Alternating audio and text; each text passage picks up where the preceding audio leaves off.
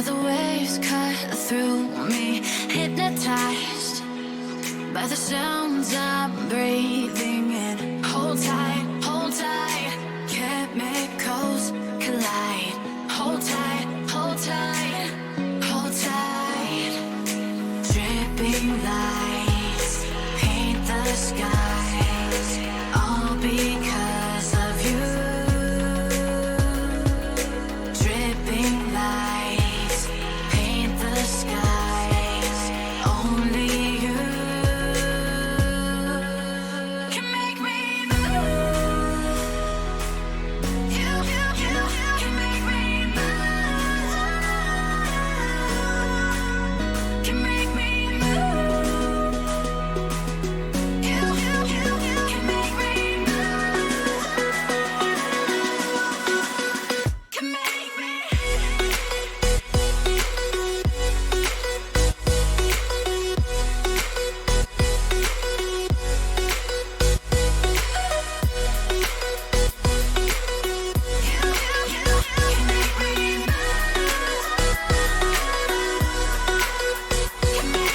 So alive, make it last forever.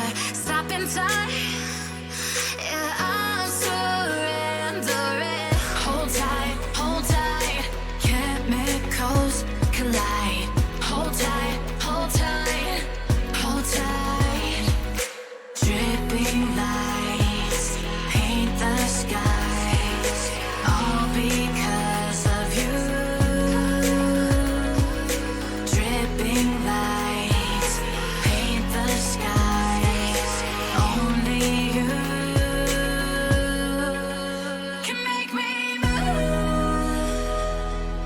You can make me move. Can make me move. Can make me move. You can make me move. Can make me.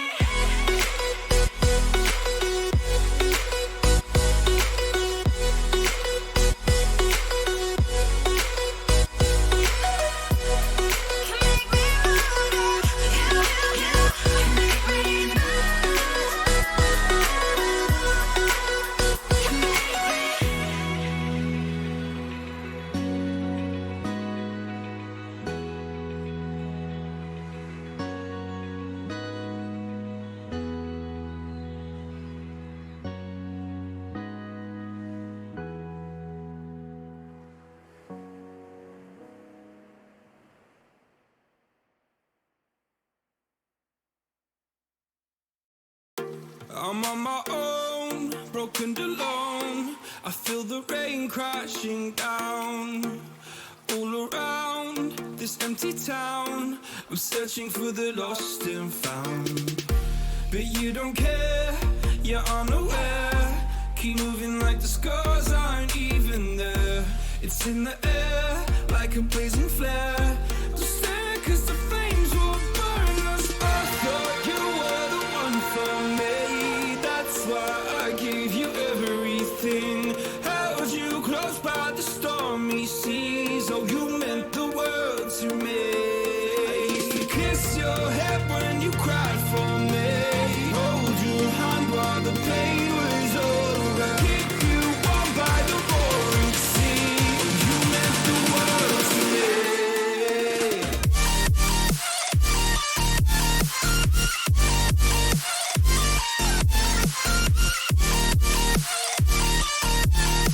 Oh, you meant the world to me.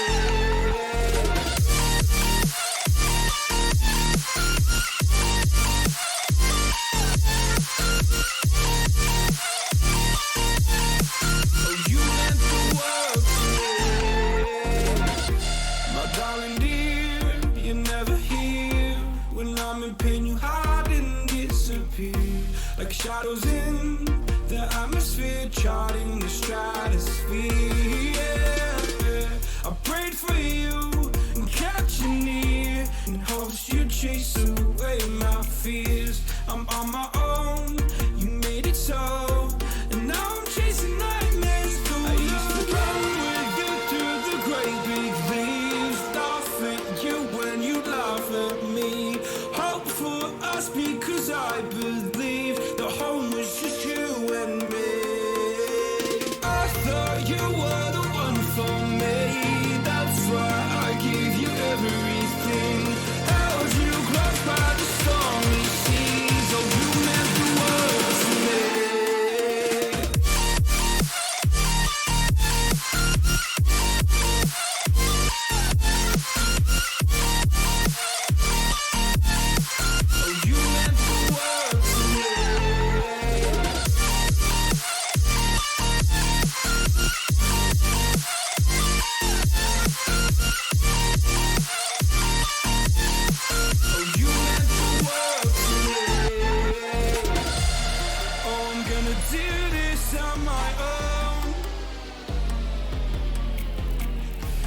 point in blaming you, you did not know.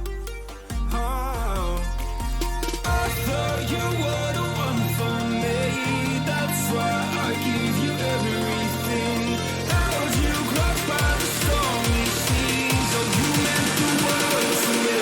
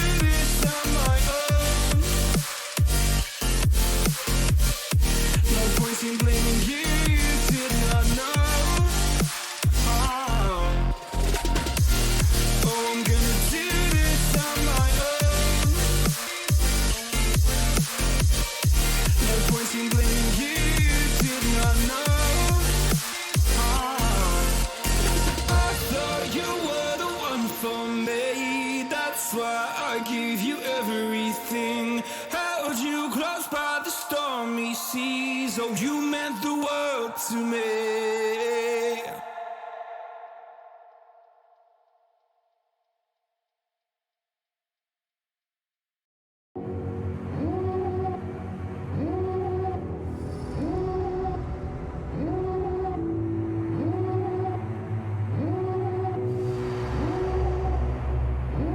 Devil in a red dress, call 911, I'm a killer. You know I hate to confess. Bang bang, got my hand on the trigger. The devil in a red dress, call 911, I'm a killer. You know I hate to confess. Bang bang, got my hand, call.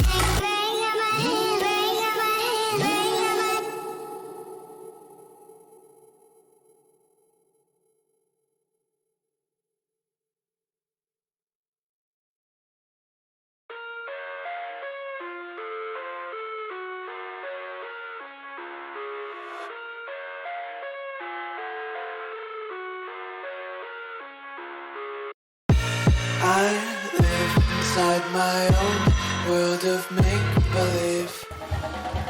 Will you impact the future? Will you lead the pack? Will you engage the world? Will you find the cure?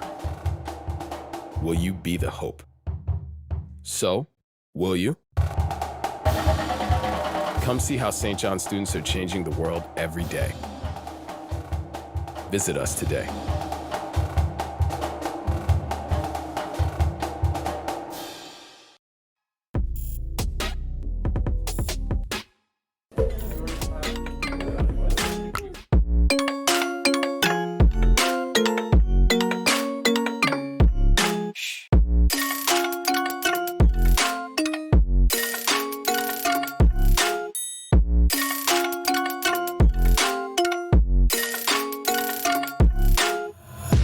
Take my eyes open to force reality.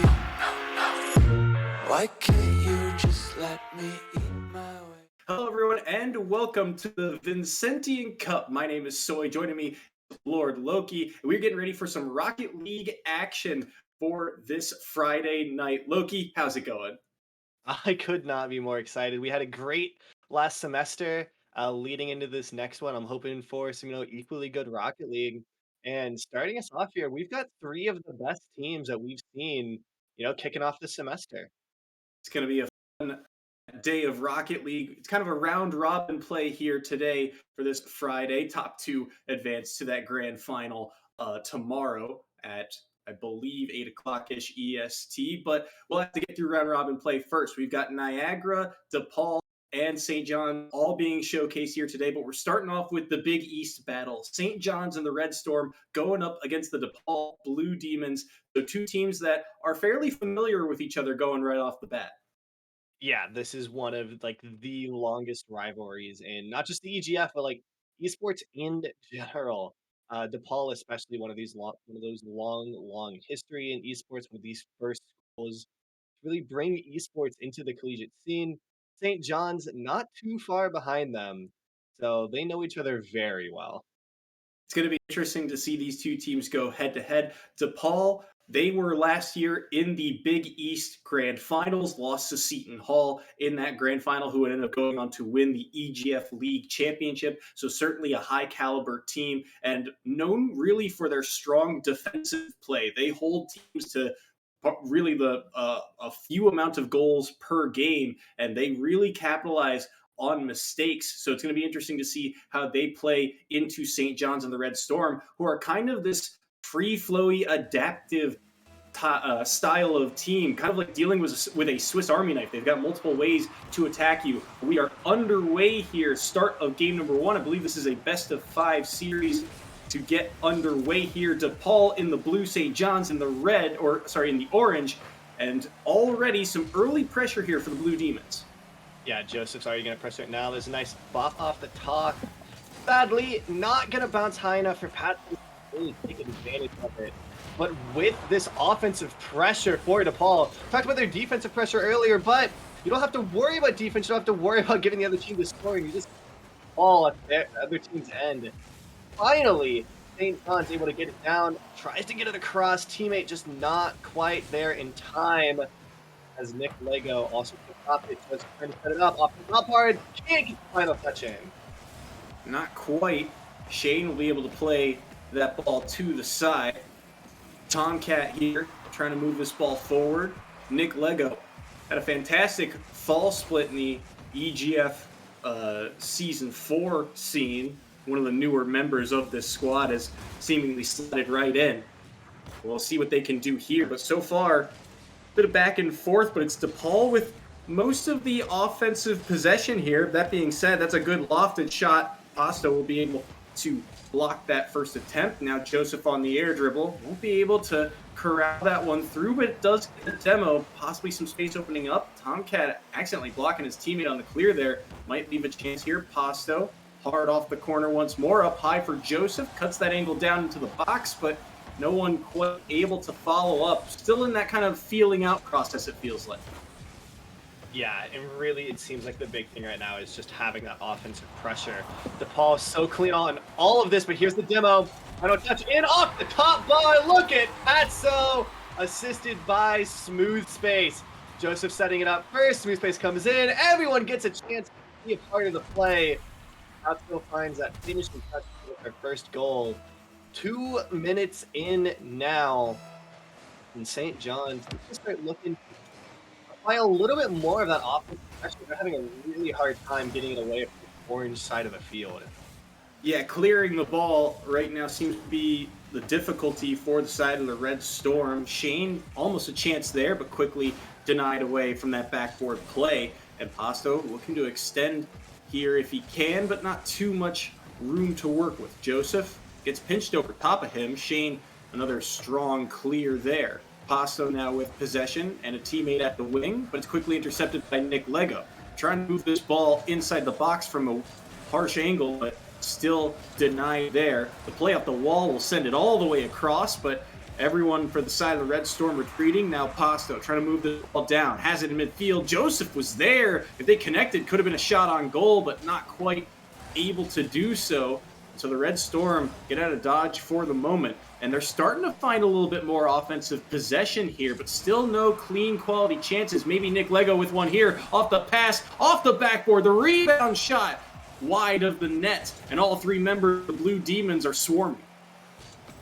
Yeah, we talk about how, little points the Blue Demons allow, and you can really see why right in this style of play. This team's rotations are amazing. They always have one in the goal, always one ready to play the midfield for when it gets cleared, and just so much pressure all around. That team coordination provides, A-plus plays. Doesn't matter if the personal execution isn't amazing, but smooth space certainly is. Needs no help on that shot. Takes it to themselves and finds a hole right through to the corner. What an angle.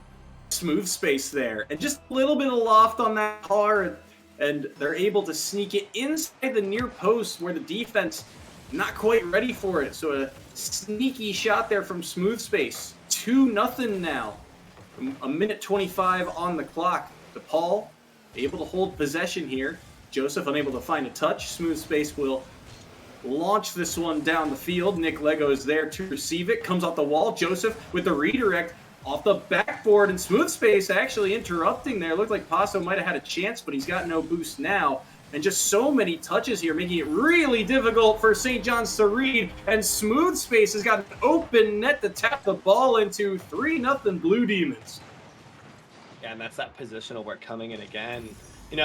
Especially in a game like Rocket League, it's really, really easy to just focus on all those personal plays, on individual plays.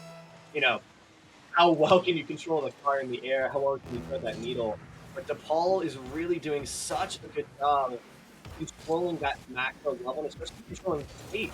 So this is a lot slower of a game than I would say really used to at the high level Rocket League. And right as I say that, Joseph and Smoothface proving me wrong. 2 goals in 20 seconds. Good Lord.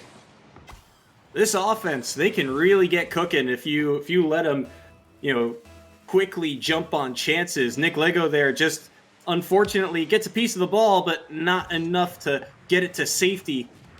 And they are quick to jump on those mistakes. It's a team that has been dangerous throughout the EGF and their time here during the regular season, but here at the Vincentian Cup, already looking strong. Game 1, 30 seconds left, and a 4-goal lead, and not too many shots given up either by the side of the Blue Demons. They might be looking for more here. 2 players pinch that ball out. Smooth space in an odd spot here, but does manage to get that away from one defender. Now, Nick Lego's challenge could have been dangerous there. Shane now going for an air dribble out of the corner. Has the touch, has the flip reset, but the shot is denied. Too many bodies in front of the net. The clocks will hit 0, and that will be the end of game number 1. The Blue Demons take the first of the series.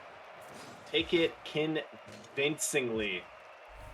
Amazing job across the board. Looking at it, you can see each member of the team pulling their weight, each member getting a goal, each member getting an assist.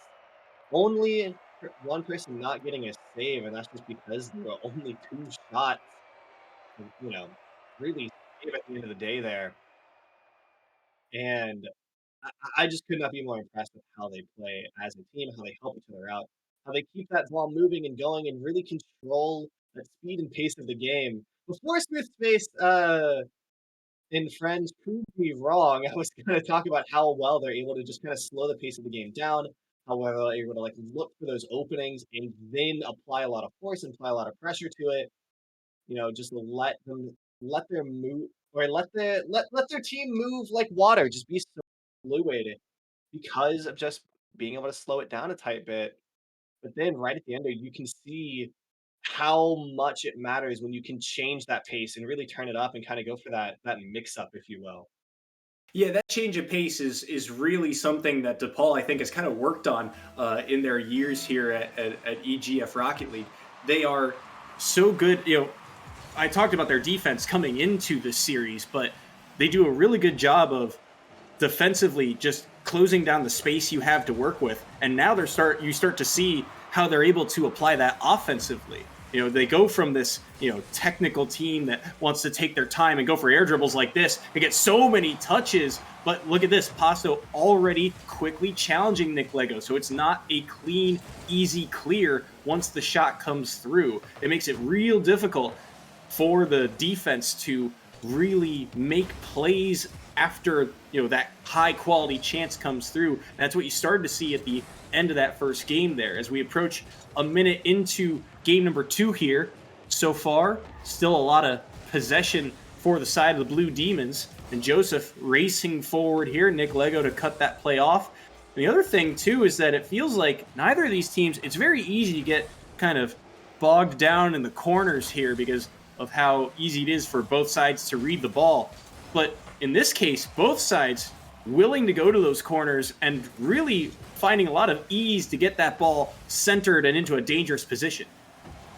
Yeah, no one either is really just playing for themselves.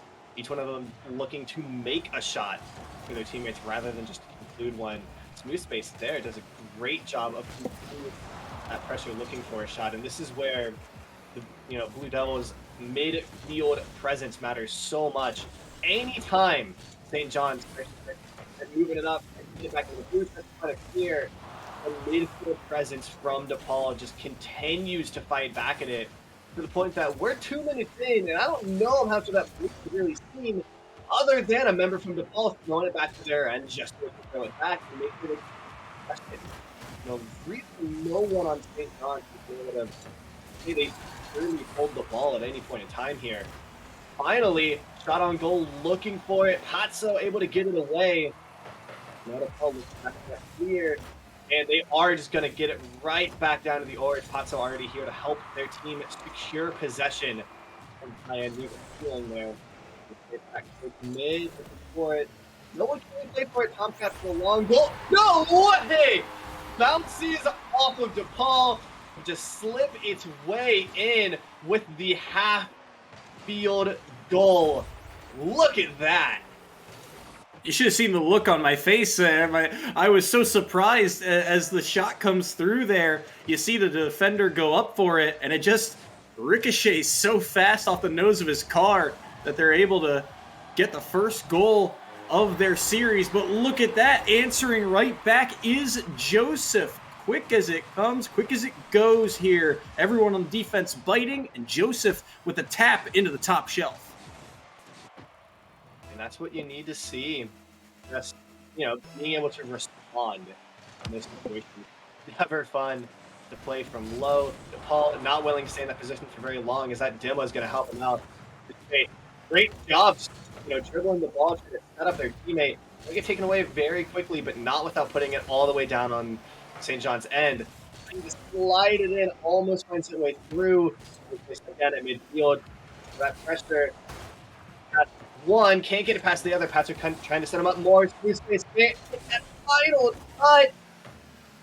Shane is just right there to keep it going, but this offensive onslaught is so much, and finally, Patso sneaks it through with the soft little dribbler, floater, I guess. It just bounces off Shane right in. God, the ability for DePaul to just turn it up to 11 when they need to is insane.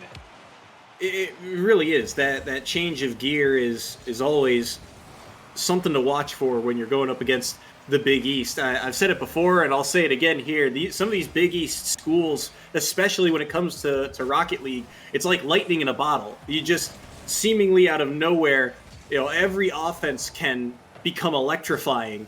And DePaul, despite being so strong defensively, no exception to the rule here. They're up 2-1 now with 1:20 to go. And part of that is their midfield control. You were touching on this point earlier, but they are so clean at gaining possession and creating air dribbles and finding space. Look at Smooth Space with the numerous touches here on the air dribble. 1-2 off the ground, and the whiff here from Nick Lego leaves the back door open for Smooth Space. And now 3-1. That score is ever increasing. As it does, it feels more and more unlikely like St. John's will have a chance to get back to it. Once again, that offensive pressure is already here. No time to take a break, no time to worry about anything else going on. Got to focus on that goal. Nick Lego tries to get it through. Joseph able to keep it going, but with that, a demo is open, and St. John's take advantage. Not looking like it. That's able to get it back to midfield. That gives their time to get back up to full, or their team to get back up to full strength. Nick Lego trying to stick it in. Got to get past Smooth Space. Get past one. Going to get past Joseph.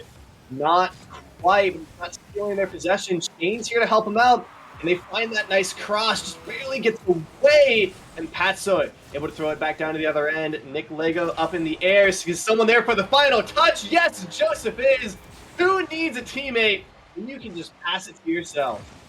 Nick Lego gets dunked here by Joseph, and the follow-up is just too clean. Hard off the ceiling, back to the ground, and Joseph is already there. 4-1, similar scoreline to what we saw in game number 1, where the offense of DePaul continues to find ways to click here. Nick Lego can't get back in front of that one, and so Joseph trying to find a fifth here. Patso is there, but not quite on target. Demo comes through as well, and that means Smooth Space is going to have a chance at the net here. Just fires it on, and it's in! Beats the back line, and there's 5 on the board for the side of the Blue Demons.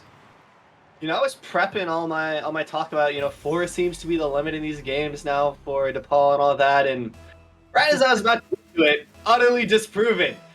We've gotten to 5 now. 4 seconds left. Still time to change. Up in the air, last final chance. Smooth Space. Nope, just going to send it to the ground. Doesn't want to risk anything. And with that, 5 goals. Meaning it this time. Utterly running away with it. And once again, it's a team effort. Each one having a goal. Only missing that 1 assist. Everyone putting up saves.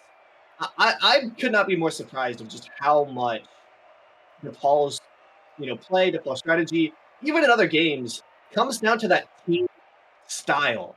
We very, very rarely see someone from DePaul being like, oh yeah, that's the team. That's the dude who's carrying it. That's their job. Every time with them, it's all across the board performing well. Yeah, this program has really kind of figured out a formula, because it feels like the floor of this team, even on their bad days, just continues to rise and rise here at the Vincentian Cup. But I think one of the big things too, again, you look at all these players, like you mentioned, the spread, right? 2 goals for Joseph, two goals for Smooth Space. And Smooth Space, by the way, got the least amount of points for DePaul that game. And it was just so tightly knit between the 3 of them. And this is a roster with, once again, a lot of depth. These aren't even the starters that we saw play for a good portion of the fall split in the EGFC. So it's a well-run roster that just continues to find ways to click, and they've got this kind of chemistry about them, where it always feels like they're generally in the right spots. It never feels like they're really double committing. Those simple errors are being cut away very quickly on a program like DePaul, and that opens up the door for a lot of possibilities. But the one mistake you make is the one St. John's is looking for. Tomcat here beats 2 defenders. That gets it past 2 for a nice little thread. Barely gets it off that top bar for a nice little bank in. And very quickly. DePaul is playing from behind. Last time we saw an immediate response. Kickoff not going DePaul's way this time, so I don't know if we'll see it right back. Hudso, no way! What? You do not just dribble it up all on your own, little tiny flip, just with barely enough height to go through. That looked like that was from a tennis game. You know, just hitting it over the net rather than Rocket League. Good Lord. The control from Patso in that moment. Everyone, a lot of players in that moment will simply, just rush it, go for the bullet shot, and there's a defender right in their way, ready for it. But you hold that ball, you control it for an extra second, and you get all that time and space, and all of a sudden the defender is frozen like a deer in headlights. Nowhere to run to, not a whole lot of options. And that allows the game to be tied at 1 apiece. 4 minutes still remaining. Dangerous pinch there, wide of the net. Demo on the back line as well, but Tomcat will get the clear here for the moment. But this has been kind of the struggle. Think like hockey style, where you dump that puck down into the opposing zone and you try and chase after it, but when you dump the puck into the opposing zone, you are giving possession away, and that seems to be the name of the game for DePaul. Every time this ball hits the blue half, there is a car waiting to corral this ball and move it quickly and swiftly back into the orange side. Yeah, that midfield presence is something that, in my opinion, does not get talked about. Not enough in Rocket League. We talk a lot about those individual skills, dribbling the ball, passing, set it up. You don't get those opportunities if you can't control the midfield. There is never a chance to try to go for that cross, try to go for that cool shot, unless you have possession. And that really comes down to how you're willing to play in midfield and how you're willing to go for those neutrals and 50-50. DePaul, expert at which ones they want to take, at, where to position to it.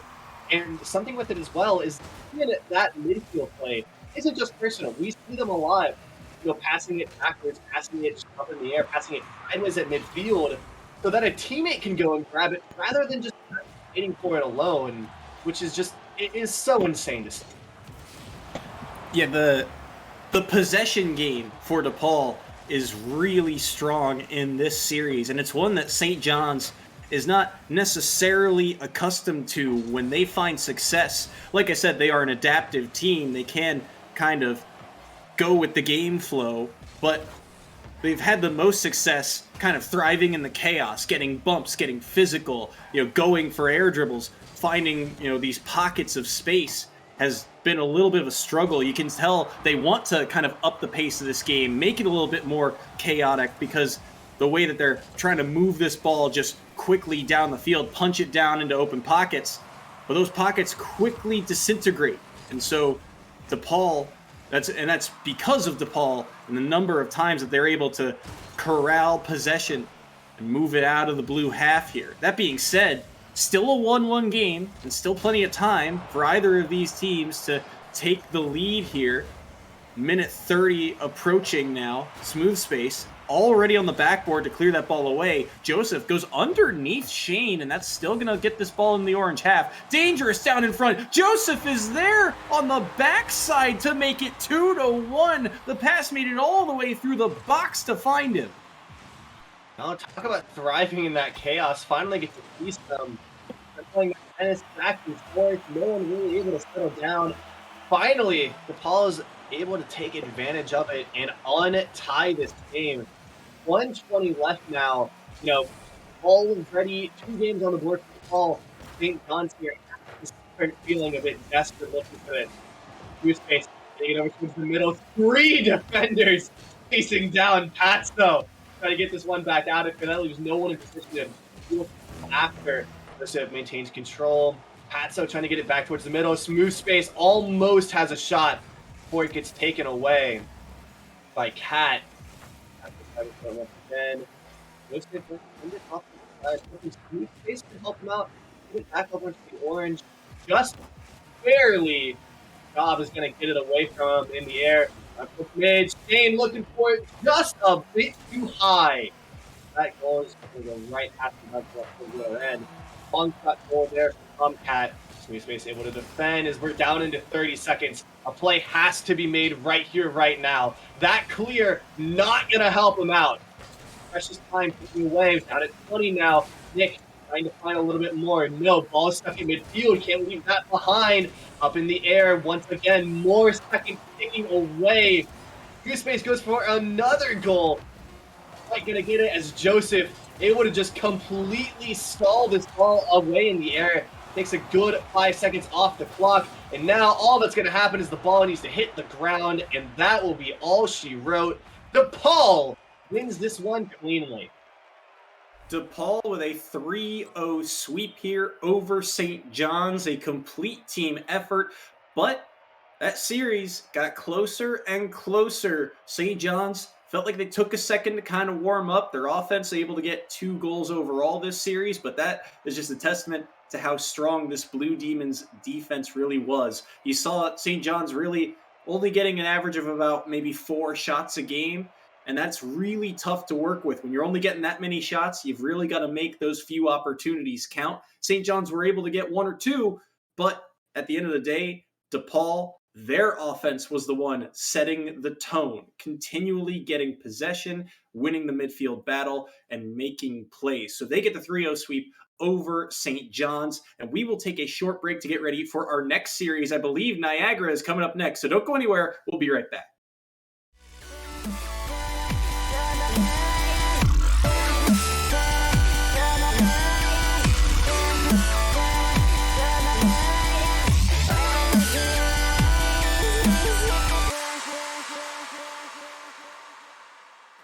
Now I know it's over.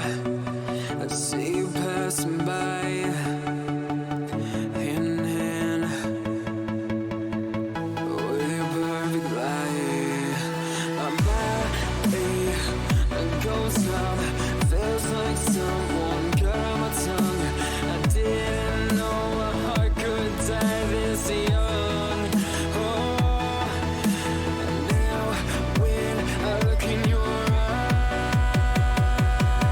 eyes, I feel paralyzed.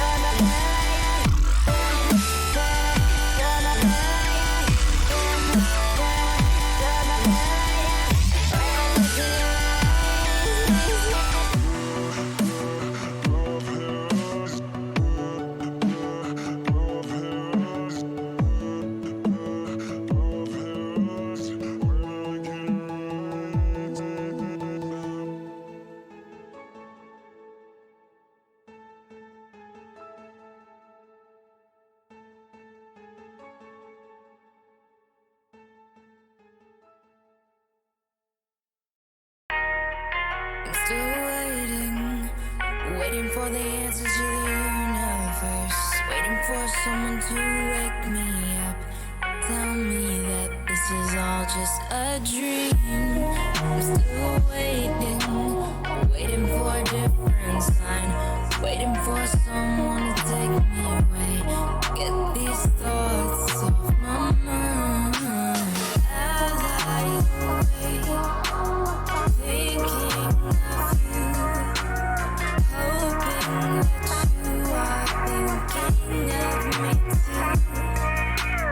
I cannot sleep without you by me, and I miss you, I miss you, I miss you.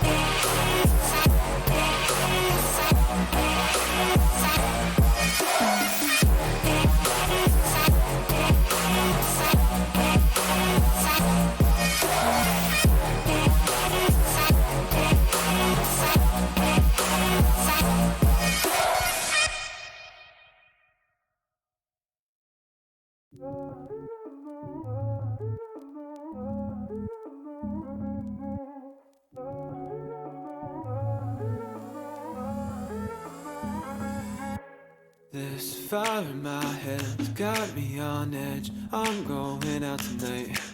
Faded on the thread, don't know what's next. I wanna feel alive.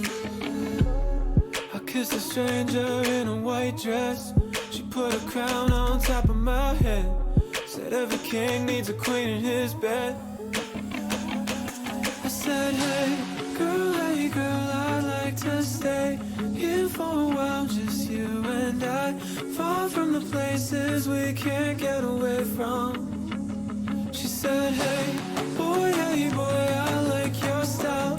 I'll let you play me for a while.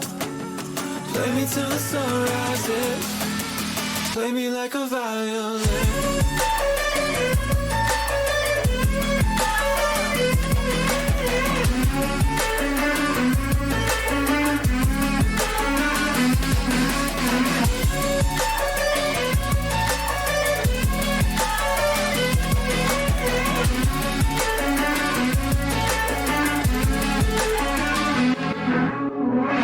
Here with you now, not coming down. Leave my insanity up here in the clouds. Look what we found, oxygen we can breathe.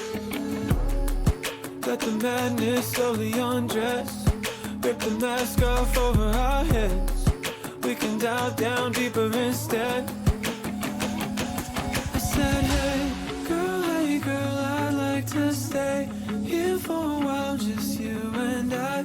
Far from the places we can't get away from. She said, hey boy, I like your style. I'll let you play me for a while. Play me till the sun rises. Play me like a violin.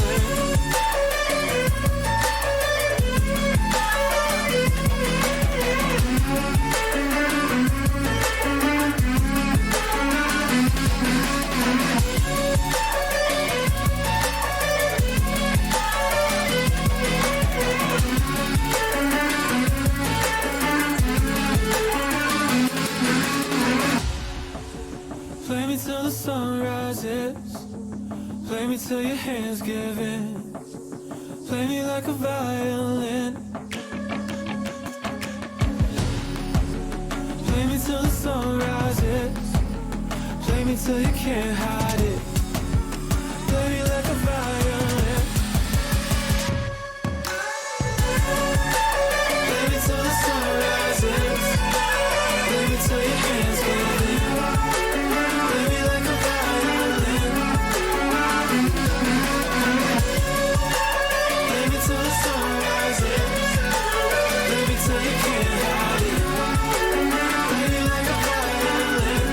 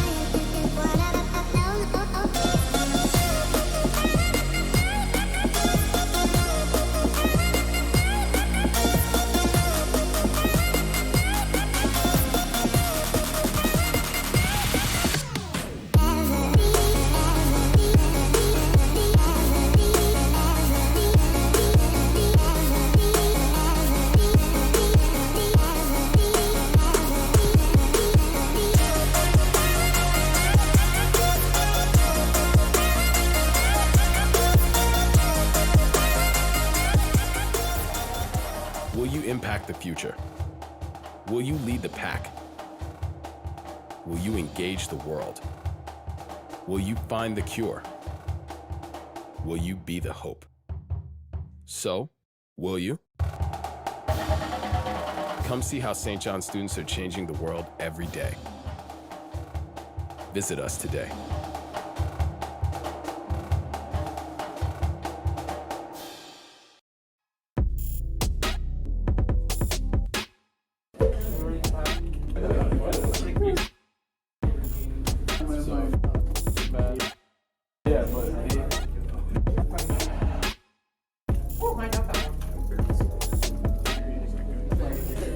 Welcome, everyone.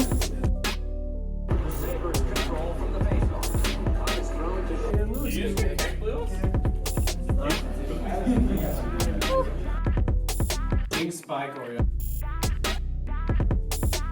They have three really hard skills. The hell out of my head. I'm gonna live inside the upside down for a minute and pretend, honey, I'm a perfect 10. Whoa, whoa, honey, I'm a perfect 10. Whoa, whoa, and if I say it enough. Hello, everyone, and welcome back to the Vincentian Cup. We are getting ready for our second match of the day of round robin play. It's going to be St. John's and the Red Storm back on stream once more, but this time they'll be going up against a competitor from the MAC conference, the Niagara Purple Eagles, making their first appearance here on stream. Yeah, should be very interesting to see them. That's a team we haven't seen quite a while for a lot of stuff on EGF. Haven't seen them last semester, so bit of a newcomer into that, or not newcomer, bit of a newcomer to my experience, I should say. But no, they've been also a pretty long-standing team in esports, a long history in EGF, long history in that region especially. Yeah, and in terms of their kind of history at the EGF scene, seasons 1 and 2 really they were the kind of dark horse underdog story, especially for those MAC tournament play battles that they would enter in. They would usually enter in as a lower seed, but then you get these 3 versus 6 kind of seeding style matchups, and all of a sudden they're pushing this top tier team to game 5. All of a sudden they're keeping pace with a couple of the best out there. So they are a team that has the ability to put it all together, but we'll see if they can do it under the spotlight here at the Vincentian Cup. Remember, this is still round robin play, and it's the top 2 teams that advance to grand finals tomorrow. So a big game for St. John's here. If they can pull out a win, they've got a chance. Niagara looking to start their day right. And it's also going to be interesting to see because we just saw St. John's play against the University of DePaul.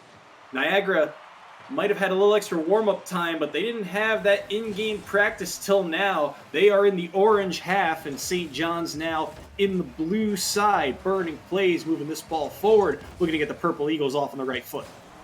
Well, speaking of Niagara, maybe coming, hitting their stride at the right time. Them and St. John's, this just in, are the teams who are going to be moving on in the pre-shop. So congratulations. Both of the teams on stream right now. That gives them a little bit of motivation to try to, get all of the teams in for tomorrow. All ready to go. Shane trying to get St. John's in early with a quick goal, just barely not able to connect with it. Now, like that, trying to set up Nick, Burden barely there in time. Shane's here on the rebound, gonna find it. Defense can't get the perfect block. And with that, Shane starting us off quickly. Shane with a pretty good shot there towards the far post on the low-angled side and kicks off a defender and in. Plenty of power behind that shot as well, making it real difficult for the defense to read. Swordbird there with a tricky angle. Could have had a double tap there, but not quite enough on it, and that chance will go by the wayside. Now through the midfield, St. John's able to transition with some passing plays through that center line to get into the orange half, but Swordbird gets by one. Has the double tap too! What an angle off the wall from Swordbird to tie the game at one apiece. Yeah, I mean, just great shot there, leveling it out. That's the response we really love to see. That level of aggression, that level of pace, and this one is very quickly shaping up to be a shootout. With that, not there, not really like anyone's big, on the orange side eventually, though. Niagara able to keep the pace up, keep it moving, a little bit of midfield pressure, if you really go no one's way. Woodbird trying to keep it moving. Off like that is there, and no one else from St. John's there in time. That one almost finds an empty goal, making it from coast to coast. Schnitzel with the long ball covers 2/3 of the field and just bounces its way into the goal. Talk about accuracy. Off the ceiling and into the back of the net. Might have been a little disrespectful in the intro saying that they were usually the underdogs coming in, because right now their offense is cooking. Back-to-back shots going into the net here. 2-1, Purple Eagles, and looking for more here. They've got possession. Swordbird trying to make his way through the midfield and is able to get it across the line, but Nick Lego now on an air dribble attempt, has the touch, looking for the 50 in front. Schnitzel beats him out there, and now Niagara moving the ball forward. Schnitzel looking for a centering pass, just too far out of the reach of Swordbird, and this is some back and forth action now. The pace rampant going through the midfield, 2-on-1s both ways, but still no clean shot opportunities. These passing lanes, you're seeing both teams are able to find the areas where they can pass the ball, but it feels like they're just barely off on making that full connection. Yeah, just not quite there. I think that also comes down to a lot of that defensive pressure, finding the thumb, finding the sub. It's just off what they would be comfortable with. The Swordbird there doing a great job of making sure that shot got blocked right to him. So we're now on St. John's and Shane trying to rectify that. Not going to have too much luck there. It's a little bit just tennis back in the center. Finally, Woodford able to get across. It's still not able to capitalize on it though. Not enough height and or just a bit fast. I don't know. And not quite able to keep one of their pressure. They're going to have a nice little round in this corner, though. Fighting from going in front of the goal. Can someone get there in time? Yes, they can! Nick is there! Nick Lego gonna be given the goal here. Just chaos in front of the box there, or off to the side by that post. Defenders thinking that they're gonna get the clear. Offensive players trying to 50 it. And it ends up kicking right down in front for him to make it 2 apiece here in game number 1 of this best of 5. Schnitzel can't find the touch, but it's okay. Swordbird is there to launch it back down for him. Looking for bumps here. Burning, sending it underneath. But now a race to the open net maybe. Schnitzel is back in time with plenty of boost to play this one, but he loses it in the corner. Shane looking for the near side. Swordbird with a good save. Nick Lego looking to do the same, but denied by Burning plays. Over top of one. Looking for it, and he's got it on the near post. Burning plays, takes the lead for Niagara.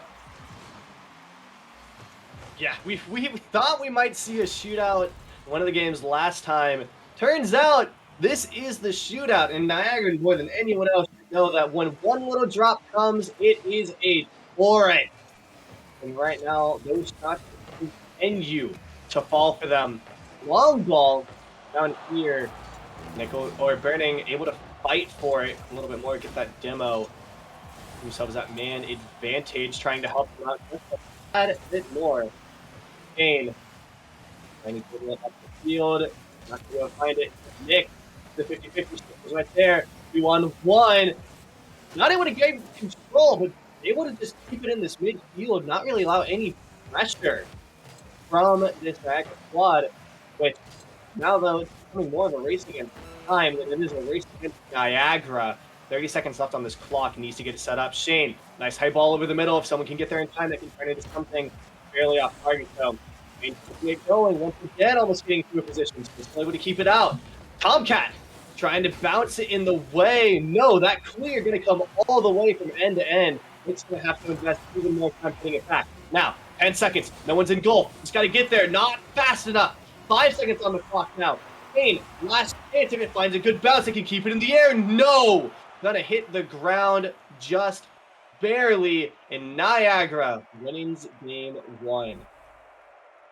Purple Eagles looking good. 3 goals to 2 there in game number 1. Outshot in that game, notably 9-5 in terms of total shots. St. John's with 9 shots on goal there. But you look at the quality of chances Niagara was able to generate that game, and it feels a whole lot better, scoring on 3 out of 5, and they were able to get great plays, and most notably, I think, Swordbird's double tap on that near side wall and burning plays with the goal differential there, that last one to give them the lead. Feels like the solo efforts of Niagara, when they find space, they're able to make plays. They're dangerous. St. John's gonna have to take a page out of DePaul's book here, maybe, and find ways to cut down on the space given to this team offensively. Yeah, I mean, both of these teams seeming like they're thriving very much in that kind of chaos and those personal plays.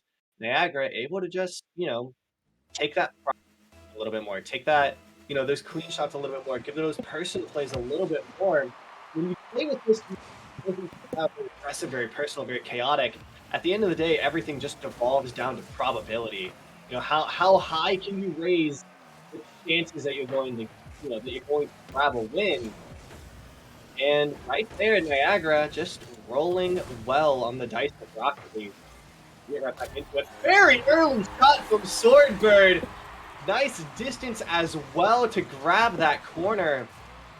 And look at this, how well they exploit the positioning of St. John's there. They know that 2 just over-aggressive to the ball. 1's going to come over, but not going to get there in time. They're able to position the shot around that. Just kind of nullify that distance back there. Swordbird, since joining Niagara, has been fantastic in terms of adding to what this team can bring to the table. The number of plays that they make to either give Niagara an edge or find a way to get an extra goal on the board for the side of the Purple Eagles. They have been so impactful since joining this roster. And now they've got some chemistry with a full season under their belt with Schnitzel and burning plays.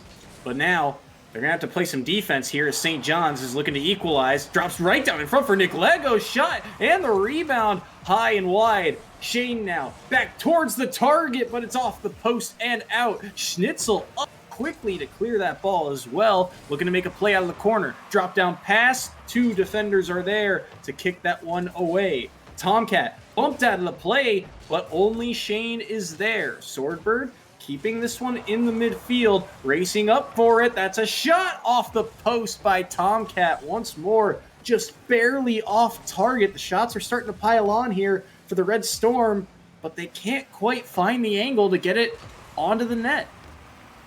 Shane has an angle here, not quite able to capitalize on it though. Tomcat not able to get there in time either. Is that ball slides right out? Shot opportunity. Niagara now bringing it down towards the other end, trying to get themselves set up. Swordbird, nice little tap's gonna accidentally set it up for the other team. Nick Lego almost finding it, barely blocked. Rebound also just on the edge. Cut out for that shot on goal. Kane trying to take it right back to it though. The ball by goal. Tomcat's right there, but no. Burning actually able to help set him up. Now drops right in front of Schnitzel just in time. St. John's able to keep that score a little bit more.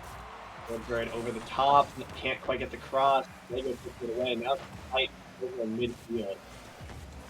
There's one thing that Niagara does well, you're seeing in this series. Look at the shots that they get, the power that they get, it feels like, on every single touch. It is just a rocket ship of just pure power when they get behind the ball. And look at this from Schnitzel. The feed off the far boards here from Schnitzel to himself. No one able to go up for it. He gets back to it and makes it a 2-goal game for the Purple Eagles. What a single-handed effort.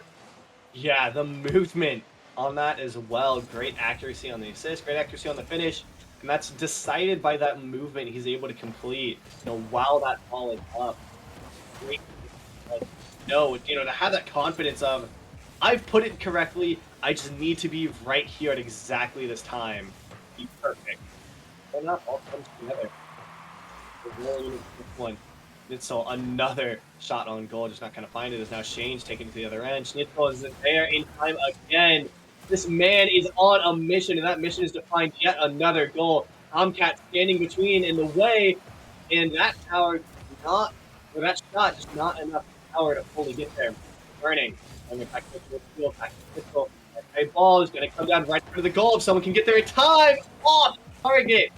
Just barely a little bit to the right as Burning takes another one. This is a volley of shots onto St. John's goal. With 1 minute left on the clock, though, they have to get it down to the other end. We're going to do something here. Kicks out. Burning is there. And it's into the far post and in. Burning plays. Makes it 3-0. But the whole team pitching in on this effort. That pinch pass out off the wall sets up Burning plays right down Main Street. And all of a sudden, with 1:04 remaining on the clock, the Niagara Purple Eagles have a 3-goal lead and are, 1 minute away now from getting a shutout here in their opening series, which would be huge for their momentum. St. John's looking for something here, anything. It's been a minute since they've had an offensive chance. Shane denied there. Schnitzel now moving forward once more, gets the flick. That one kicked out off the defender's car, and it will go high and wide and back into the orange half, but only for a moment. Tomcat loses the race, and with 30 seconds left, St. John's, you're entering miracle territory now. Yeah. Needs to find, what a miracle. There's the start of one. We've seen more insane things than 2 shots in 25 seconds. 2 shots in 20, consistent thing last game. So if they can take some of that energy, they'll be right back where they need to be. 5 seconds on the clock. Alright, Schnitzel gonna have this start. Have to be able to keep the ball, but already down! Nick Lego! That is the start of, that is a continuation of the miracle. That one only takes 12 seconds, leaving 18 on the board. A good kickoff sets them up exactly where they need to be in this situation. Once again, it starts when they hit the ball, so they just need to find a little bit of momentum. Nick Lego is going to be the one who starts it off here. Pass you up in the air. Nick Lego once again sets it up. Are they there in time? Just barely! Someone touch it, it'll just go in! No! Niagara able to get it out. Schnitzel has the clear. That's not going to be enough time. 1 second, all that has to happen is it touches the ground. Oh, look at this, look at this. No, Schnitzel once again takes it away. And by the skin of their teeth, Niagara survive. Niagara take the blame for that one. I said shutout, and they nearly went awry completely in the last minute there. But they are able to hold on in that second game, and now they find themselves on match point. Shot count a little bit more even this time around, 10-8 in terms of shots on goal. St. John's once again having the majority in that situation. But in this game in particular, again, it feels like Niagara, the solo efforts from players like Schnitzel, making plays by themselves to give their teammates advantages seems to be kind of the name of the game, be it through just flat out winning a 50 or getting an air dribble, getting a second chance at the ball. Those quick cutting rotations are really working out for Niagara. And St. John's, I mean, it feels like now, after that last little stint, feels like they might have found their footing in this series. Feels like now they might be able to get some momentum under themselves. I think the biggest thing entering game number 3 here, St. John's has got to find an early goal. They've got to put the pressure on Niagara early if they're going to try and extend this series, because when Niagara scores first, they are dangerous. Yeah, well, keep in mind, it is win or go home for St. John's. They lose this one. That's 2 losses on the board. No way to advance that record.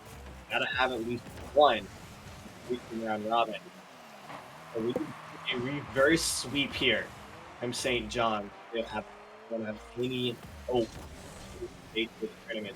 Tomcat tries to get himself some of that hope with the ball down onto Niagara's end. That's quite easily 1v3 by Shane.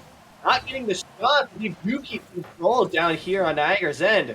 Fighting for a little bit more. Shane gets past one, trying to go across. The demo, though, on Nick. Great aggressive play there to just remove the person who could complete the cross. And now Nick Lego in an odd spot has to play that one back off the backboard. Swordbird making it dangerous, but Shane is there to bail out his team. Schnitzel will just back past that, looking to keep possession. Burning, can't get back to it though. That one's dangerous on target. Swordbird sweeps the goal line and makes the save. That one will now kick off the boards for Swordbird. Maybe a bump attempt coming through. Kicks off Swordbird's car and rolls all the way back into the orange half here. Over a minute gone by now, and still a tie game at 0 apiece here.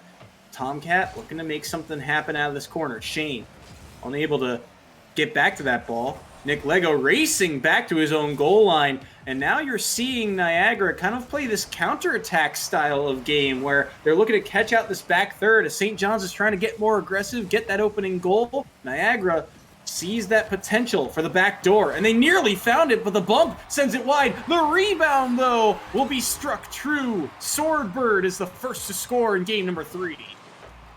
Yeah, I am honestly really surprised by how Niagara has adjusted the pace of play. Now that they're in full position, they've actually slowed it down quite a bit from that chaotic style. They're more willing, as you said, to really make every shot meaningful. Now though, Schnitzel, who needs a team who needs it to be meaningful when you've got that amount of air control? Coast to coast, all in the air. One final touch. Just, gotta get the Goomba stomp on Shane a little bit there for the style point. As we roll into the next one, it does look like Niagara has a very clean hold on this pace of game and how, they're willing to exploit these rotations. St. John's is playing out. Schnitzel's a veteran of the scene. I mean, when he first joined Niagara, he was playing with Ost, and way back when, Ost was kind of teaching him the ropes, and now Schnitzel, he is the playmaker. He is the difference maker, and he is the guy who has gotten this team to a 2-goal lead and looking to maybe make more of it and try and extend their lead and win this series cleanly. As this ball, look at the numerous touches there from Shane to get that ball into the orange half. Nick Lego keeps it down in. Tomcat can't go for it though. Swordbird was already up. Passing play into the corner here from Schnitzel. Looking to make something else happen. Out of the corner. Has burning plays, but was parked in Main Street and really couldn't get out of it. And Shane wins the race to it. That one's on target. Schnitzel gets the block. Tomcat, the low roller, and it's good. Tomcat sneaking it underneath the defender, and St. John's is on the board. Where they need to be, and that's a great play there, set up by the whole team. Finds the good bounce, able to thread the needle the rest of the way. And now only one goal down, 2 minutes to go. Niagara maintains his bit of a slower pace. Like to put block the other time there and on half the aggressive though. Worry with that, as we've seen them playing that aggressive allows Niagara to find a really good back four, and their mechanics are absolutely good enough to finish it off. Now back to the midfield, Burning, trying to move around a little bit. They are able to get their team back forward, on goal, but not enough to solidify. There's a nice little corner physics exploit, spins it all the way from corner to goal. Shane is the one getting the credit, but that's Nick's goal, no doubt about it. As a great finish there, just leads it right into the corner. Cooks your pinch, anybody?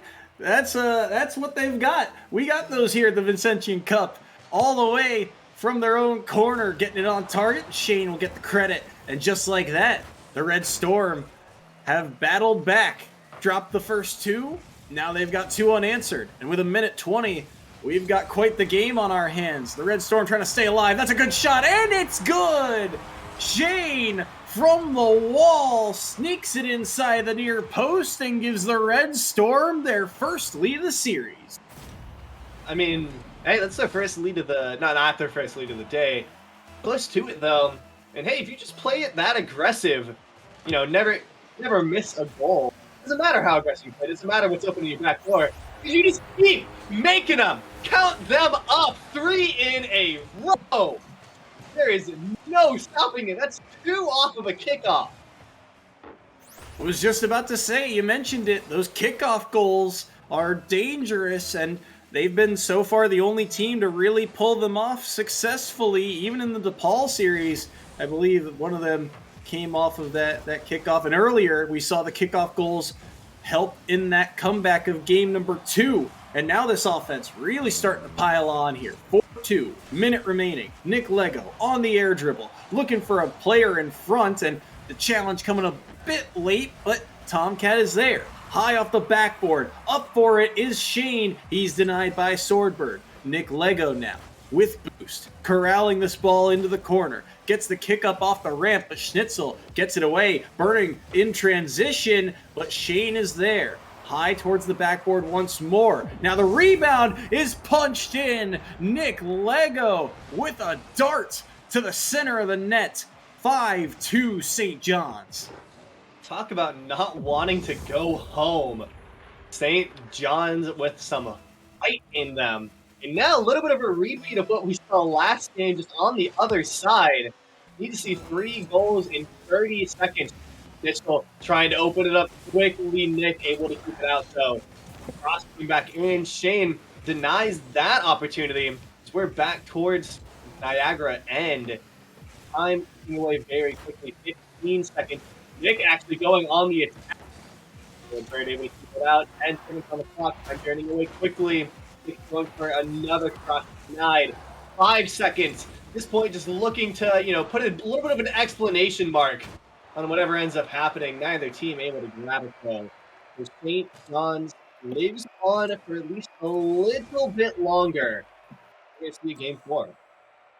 Extending the series, now 1-2 in Niagara's favor, but they're going to complete this reverse sweep. They need the next 2. But I think one of the things that we kind of mentioned, I mentioned earlier this series, St. John's once again out shooting Niagara, but now they've had their warm-up, and some of these shots on target are starting to find the back of the net. And the more opportunities you get, the more likely you are to score. St. John's is starting to hit their mark. They're starting to catch fire, and now they're able to put up multiple goals a game consistently against Niagara. This is where Niagara needs to settle down and slow down this series. They were able to make a lot of solo plays happen and able to make a lot of individual efforts work out in their favor. But St. John's, they've had their warm-up against DePaul. They know how to amp up the pace. They know how to adjust to the game flow. The emphasis is now on the Purple Eagles to adjust, to change up their game plan, to do something a little differently, to throw a wrench into the Red Storm. Yeah.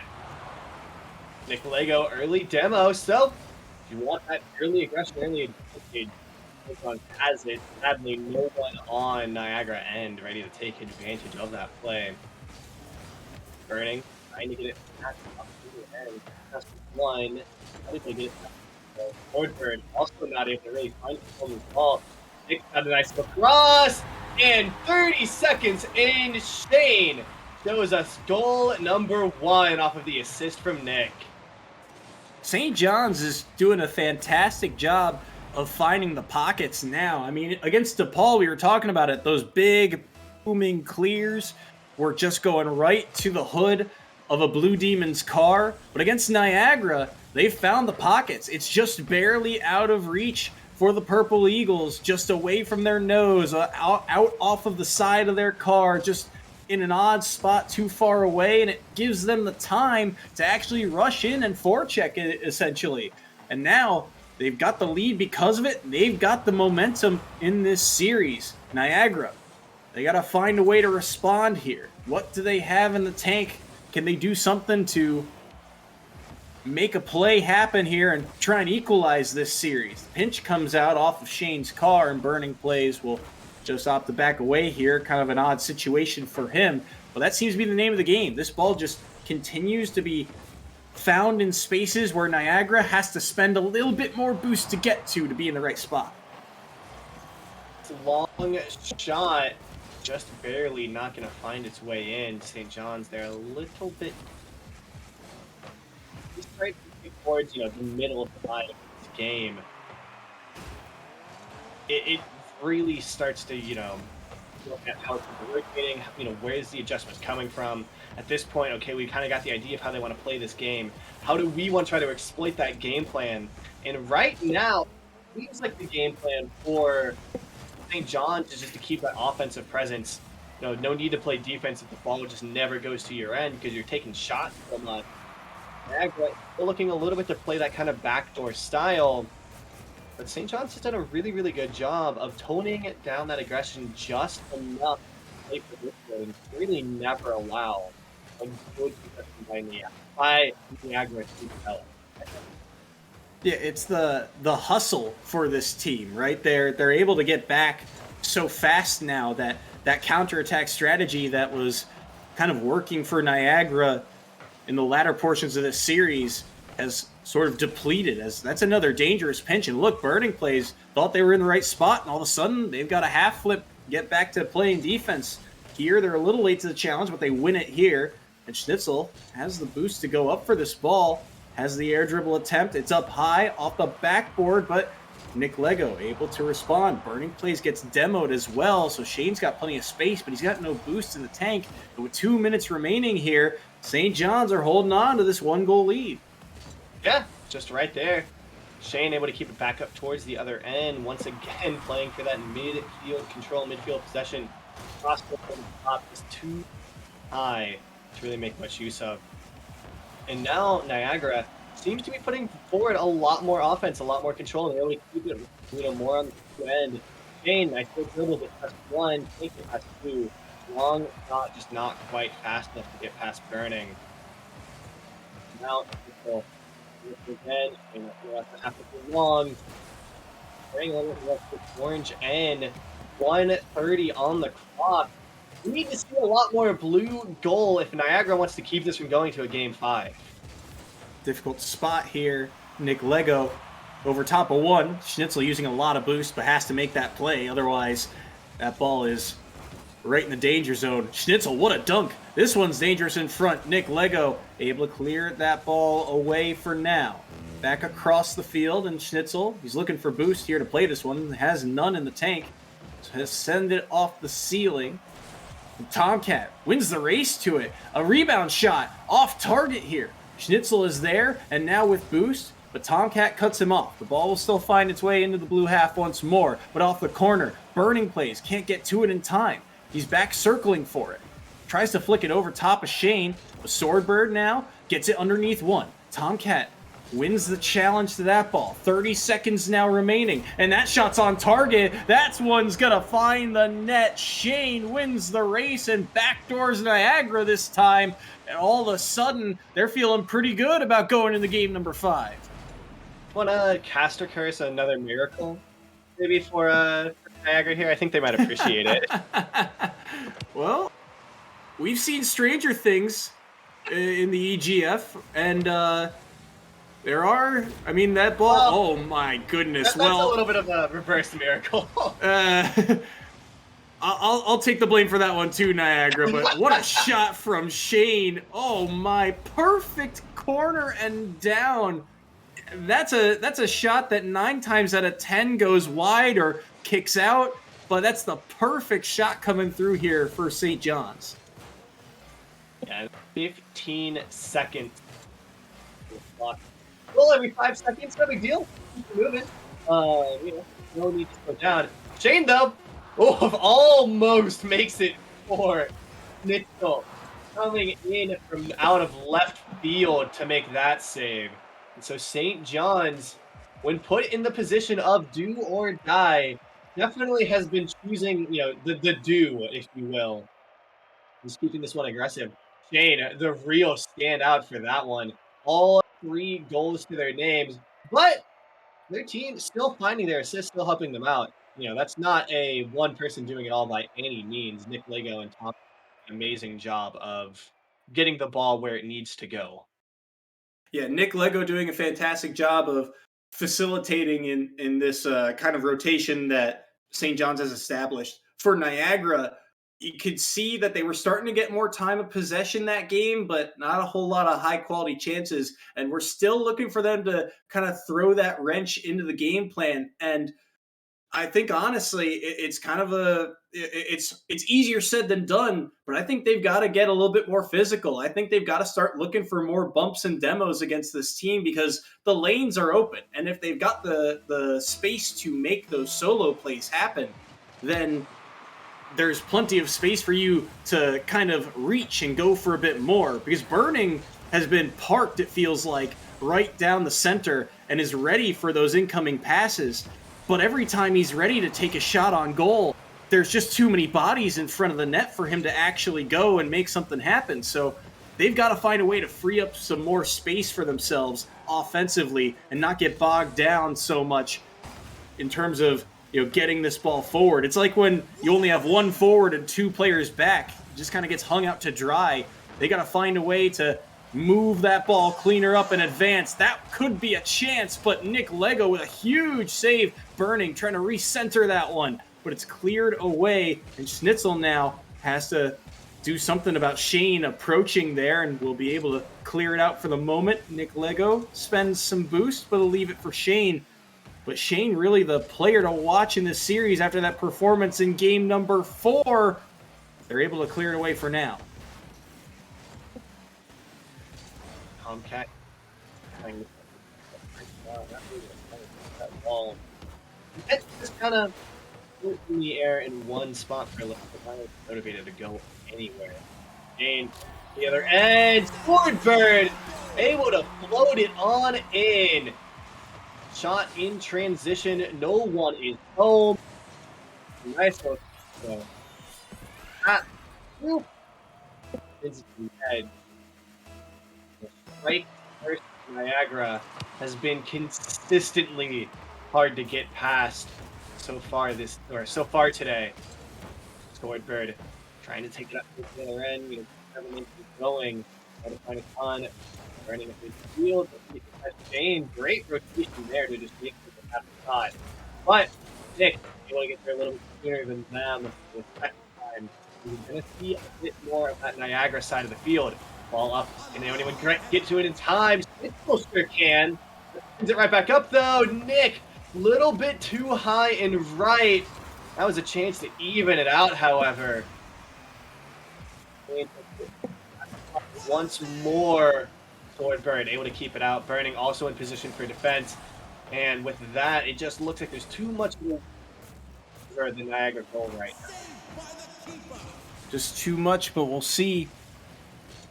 As we approach that halfway marker, the only goal still on the board, but look at this, maybe a giveaway. What a save by Schnitzel, but the rebound is going to get tucked in by Nick Lego. Oh, what a defensive effort from Schnitzel. How did he make this save on Shane? And Sorbert even got a piece of it, but Nick Lego, right place, right time, able to get the equalizer. And this is game 5, ladies and gents. A tie game with still over half the time remaining. It's anyone's to grab to potentially advance to that next round. Schnitzel looking for something here, but nobody able to touch that ball. And now it's 2-on-2 the other way. Shane quickly is denied that opportunity. Nick Lego will dump the ball back in, and Schnitzel looking to make a play. That one also quickly denied. Tomcat beats 2, and it's in! Near post shot goes in with 2:12 remaining.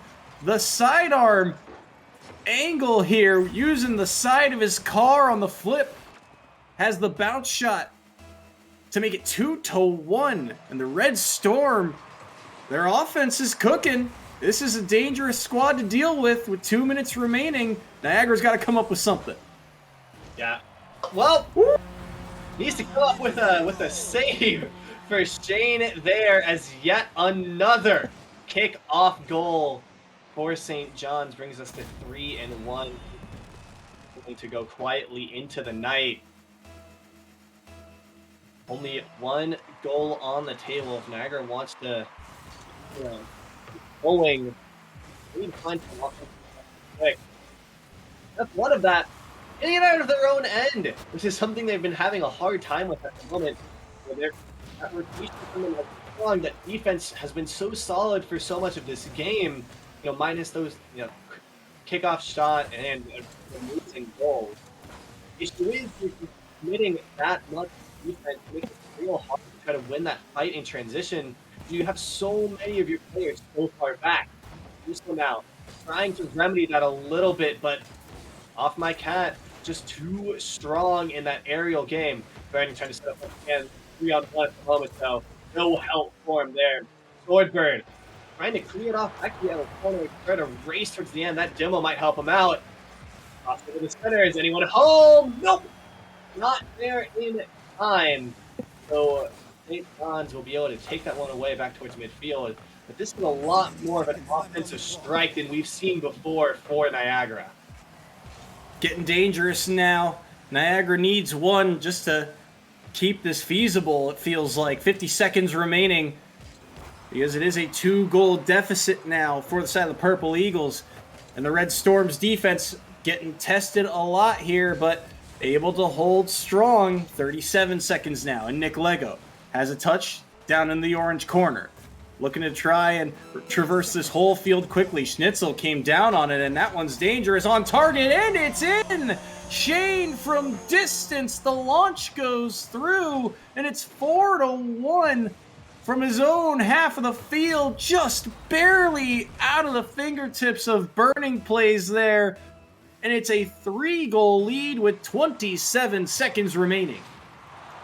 Yeah, we needed to see a kickoff win there for Niagara. Not gonna find it. With that, it feels like any other goal opportunity might just end up getting wrong. 10 seconds on the clock now. One last center and goal opportunity. Can't quite connect with it, however. So with 5, 4, 3, 2, and 1, no chance for a little bounce off there. St. John's manages to stay alive in this tournament with that win, but only barely. They've got to hope and wish for this next game to go their way. Hope, but it's out of their hands. We got one more game to play after this, but at the end of the day, St. John's, they came alive when they needed to the most. Niagara only able to put up that opening goal, but like I mentioned in the previous series, St. John's, they're an adaptive team at the end of the day, and they were able to adapt quick enough in this series. They get the reverse sweep against the Purple Eagles, but the Purple Eagles' day is not quite done. They've got one more match to play, and it's up against the DePaul Blue Demons, which will be on after a short intermission. So don't touch that dial now. We're just getting started here at the Vincentian Cup.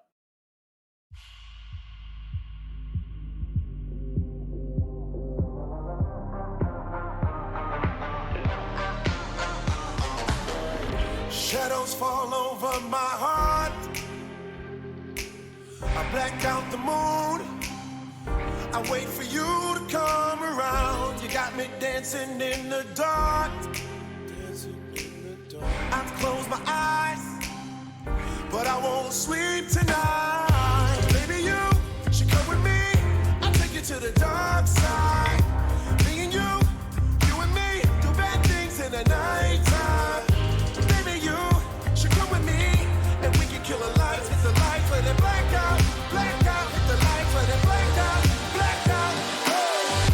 Blackbird, black moon, black sky, black light, black everything black, black heart, black keys, black diamonds, black out, black everything black, black everything, everything all black, everything, everything all black, everything, everything all black, everything, everything black.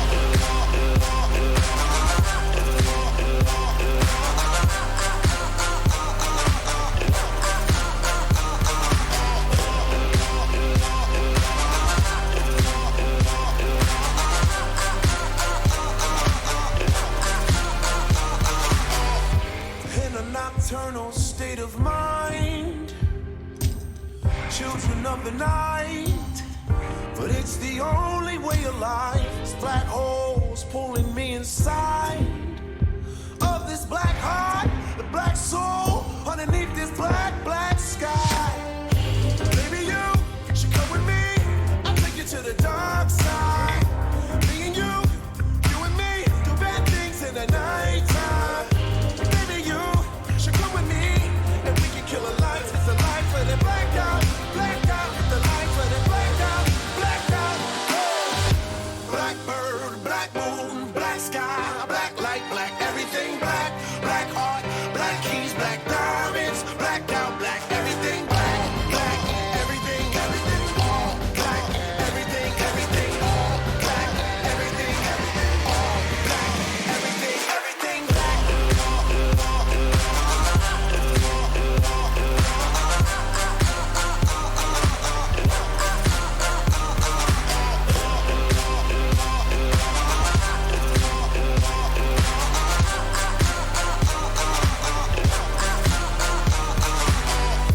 Baby, you should come with me.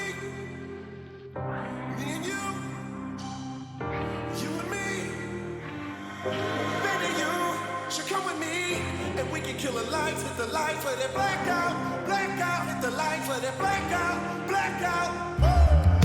Blackbird, black moon, black sky, black light, black everything, black, black heart, black keys, black diamonds, blacked out, black everything, black, black everything, everything, all black, everything, everything, all black, everything, everything, all black, everything, everything, black.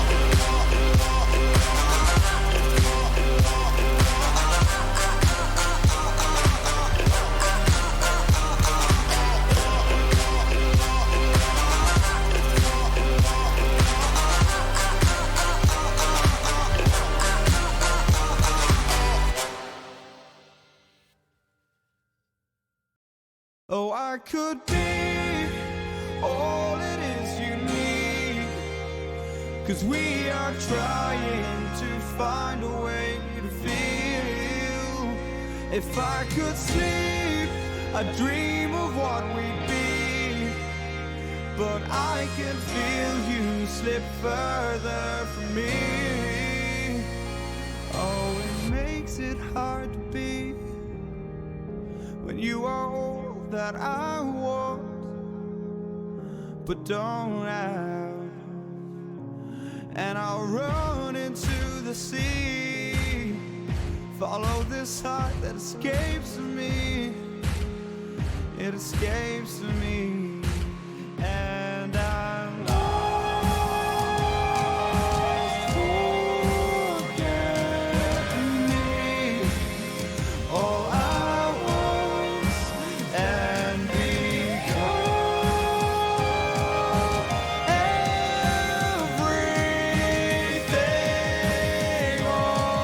All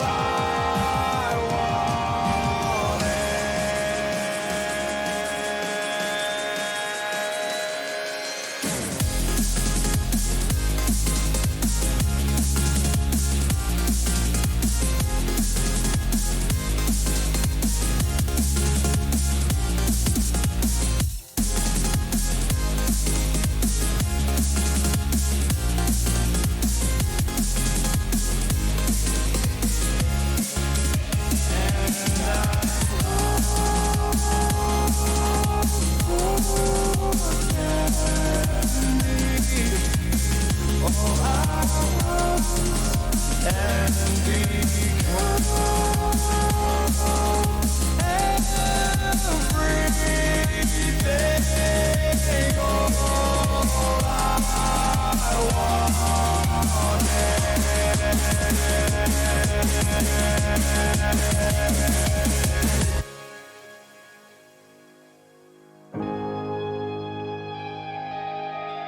Although it feels like heaven, I can't wait forever. Old habits are hard to break. I'm losing faith. Maybe we're better off this way, but I'm still lost. Forget me.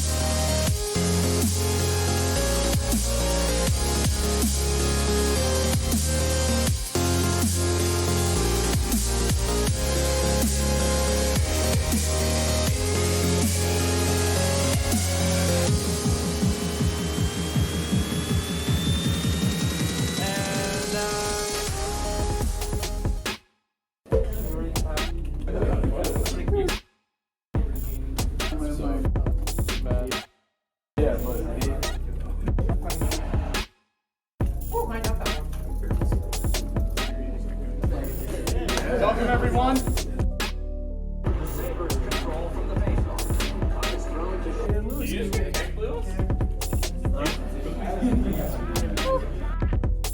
Big spike Oreo.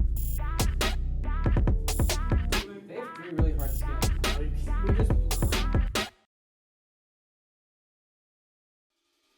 Hello, Blue Demons. Joe and I want to wish you the best of luck as you head into the Vincentian Cup. We're excited to follow your progress and can't wait to see all those wins. You know, I used to be quite the gamer back in the day. Maybe I should try out for the team. That's true. But I think today's games are a bit more advanced than Defender or Robotron. Maybe you should brush up on your skills first. Good point. We will be cheering for you, Blue Demons. Make us proud. And have fun. Go, Blue Demons. I said that it'd be fine. I know I made it look like it'd be alright, but I think I learned my lesson, and I'm not gonna let you out of my sight. You can call me killer, 'cause I'll bring you to the light, and it might taste bitter when you're answering to God. You can call me killer as you look into my eyes. Nothing but a sinner. You won't get away this time. You won't get away this time. You won't get away this time. You won't get away.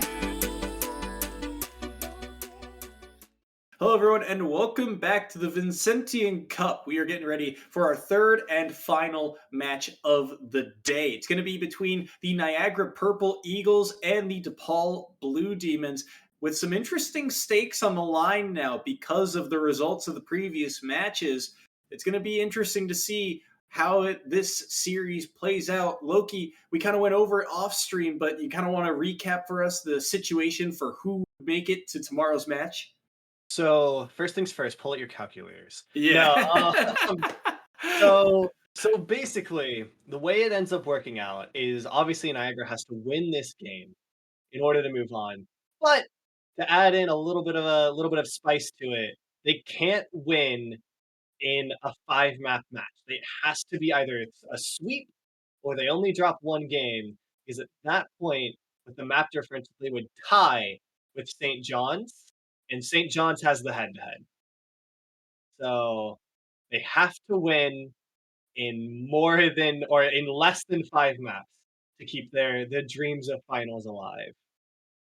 It's going to be a difficult task because DePaul, they just 3-0'd St. John's not too long ago, earlier today. And Niagara just lost to St. John's in game number 5. So you'd think that DePaul has kind of the favor here, but I mentioned before, you sleep on Niagara and they can beat you pretty handedly. And now both teams have kind of had their warm-up match to get ready for this moment, do or die for the side of Niagara. We'll see if they can get it done here in this best-of-5 series. If you're looking for impact players, to me, Schnitzel had a fantastic series, but got shut down the latter portions of that Game 5 against St. John's. Can he get activated again? Can he get his wheels under him early here is going to be a huge question mark headed into this best-of-5.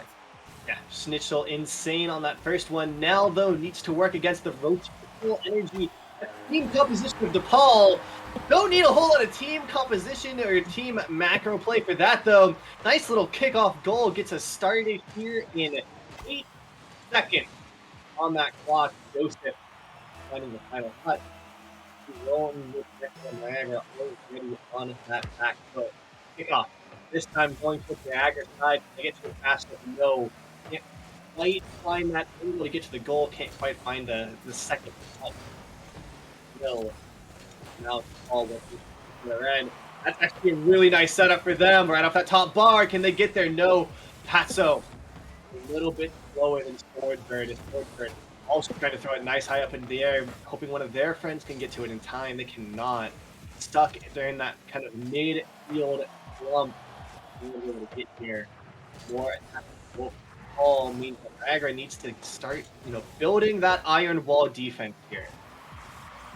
Gotta start with something. No touch in front, and a demo there from Patso. That's going to be cleared away there momentarily, but excuse me, these demos are going to be something to watch for. Didn't see a whole ton of that in the St. John's series, but if you can really take and eliminate a player and some boost off the board, could really help open up the space for those solo plays that were working out early on in that series against the Red Storm. But Joseph here has the double tap, and look at the angle off the post and in. Joseph has another 2-0 DePaul Blue Demons. Yeah, and this is a lot different than what we normally see with that. We were just talking last series we saw DePaul about how much they're based around the team, how even it is across the board, how every play has set up, every play has rotation. Right now, it just seems like Joseph kind of, got it going. So they've got the hit turned up to 11, and they are putting on a show right now. 2-0 here. And Joseph, already with the brace, looking for another. But it's going to be a setup here. Patso, cleared away by Swordbird. Schnitzel trying to mind game Patso there. Loses out into the corner. Smooth space now. Unable to beat Burning Plays, and Burning Plays will clear this ball. And Niagara having some early success in terms of getting this ball out of their own half and clearing it away. But once again, similar to the St. John's series, it feels like a couple of these chances, once they get down into the blue half, are quickly mitigated, and it's held to a simple one shot towards the net, but not quite on target. Really difficult to kind of break through that final back third of the Blue Demons. A smooth space up early to shut that play down. Has a second touch as well. Kicks off a Swordbird's car. He's looking for Joseph here in the midfield, but Swordbird is there to intercept. Now, as we cross that halfway mark, still holding that 2-goal lead, but Niagara, they're getting close here as that pass will be kicked away. Schnitzel will keep it in the blue half towards the box, but smooth space able to clear it away, and Joseph is found in transition as the Blue Demons march forward. Still only 2 goals on that clock, keeping that at pace for Niagara to really find their way. And they need about a goal a minute, which is no high bar to overcome. Now you pass DePaul first, and right now so much advantage keeping DePaul from adding more goals out of the table. Woodburn here trying to form an offensive possession. They do have help actually. Burning coming in, tries to get it past. Doesn't have the height on it. Smooth space, just that clean shot across the ground. Not going to find too much success there. Now Schnitzel, great little 50-50 to keep it going. They've got a demo on their side as well. So a nice setup across the mid, might just find their way, but instead they're stuck in this corner. Okay, throw 5 people at it, see where the ball goes. That time it ends up in the goal. They find their opening here. Burning with a pretty good pass all the way across, and a lot of times Niagara's passes, they fall just a little flat, a little short of their intended target. That time, got it all the way across the net, and Schnitzel was there to pounce, make it 1-2. They've cut into the lead, cut it in half, and now with a minute 15, they're looking for more, some momentum here for the Purple Eagles. It's some sustained offensive pressure that we haven't seen in a minute here against the Blue Demons. But look at this, the pinch off the ground. Schnitzel has to make a diving save at that ball. Now Schnitzel to the wall here. A little bit of boost. Centering ball. Burning was there, but I don't think he made contact with it, and smooth space will be able to get that out of harm's way. Low roller on target, and it's in just inside the near post, beating the last defender. Some power behind this one, right off the skip off the ground to make it 3-1. Yeah, I love that there. Smooth space, great job, taking that ball up. But I love it though, it's really hold it up there for just a moment to make sure that Joseph is going to be in the right position on it. The moment Joseph is, they let that ball drop right down to him with perfect accuracy. And that puts the 3rd goal off the board, and now Joseph, I believe, yeah, that is the hat trick for Joseph as well. They've shot 4 times, gotten 3 of those as goals. That's so Nice step the other way. Almost got the fourth one. It's time to take down here. Not look like Niagara. They're going to be able to finish this one out. 7 seconds left on the clock. That's going to get all the way up to the ceiling. Gives them the chance to either try to set up another goal or just take it right down to the ground. And it is going to be the ground as the final choice there. And DePaul wins game 1. One step closer to being able to secure their spot in that grand final tomorrow. They also outshot Niagara, I believe, 7-2. Actually, a tied shot total, my apologies. But either way, DePaul able to take care of business in that first game.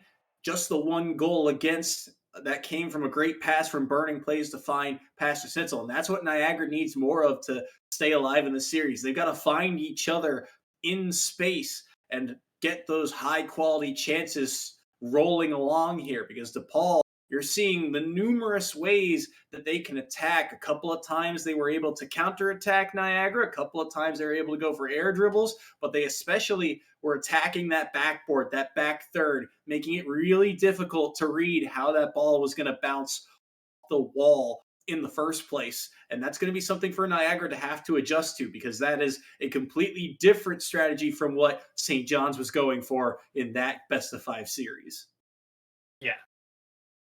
And with one map down, that does bring Niagara that much closer to, to elimination. They lose one more map. That's all she wrote. Niagara here needs to find their way back into it, and they need to find it quickly. Start getting set up for this next one. I really think the difference there is just being able to hold that offensive aggression without leaving the back door. But we saw them have a really hard time transitioning from that huge defense to the offensive side. A lot of times when they did, they left that back door wide open, with all the able to take advantage. Here though, already they have a lot of offensive possession. They already have Burning back in midfield to help them out. Schnitzel there to help keep it going. Trying to get across the middle, just can't quite do it. Blue space, home to take care of that one. And as we're back towards the other end, Joseph, 4 in the series, 4 straight in the series for DePaul. This man is on fire.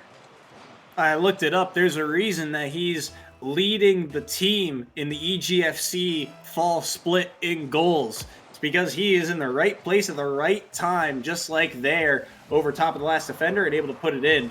Patso actually, excuse me, I think getting in the way there of the air dribble attempt. Schnitzel puts an awkward one on. Smooth Space was able to respond fast enough to it. Swordbird able to move that ball forward, but Burning goes a bit too high. Patso now able to make a play on that ball. Denied by Swordbird. Schnitzel faking the redirect, and that's in! What a beautiful mind game that was to give Swordbird the goal and tie this game at 1 apiece. Just a lofted shot. Looks like he's going for the redirect, and he says, oh, no one's here. Let me just let this ball go by and tie the game up at 1 apiece. It's always a pleasant surprise when the surprise is that, oh, I don't have to do anything. It's all good to go. It's all perfect. All I have to do is get out of the way and let it. And that's a perfect example of just exactly that. Smooth Space now, taking it to the other end, trying to get past Joseph. Not going to happen. Now, look again, nice high ball, but it's not in that corner where all plays will die. It feels like Burning, trying to get back, play out of midfield, kind of bouncing around. Hold up, can they get there in time? Yes, they can. And so on the mark, Patso keeping it towards Niagara's side. Well, just can't quite have there on the right angle. Well, it's a game of inches and trigonometry to play, but Swordbird is able to take the steal and get it right back going. DePaul not ready for that play, and with no one home, all they gotta have is that nice little tackle.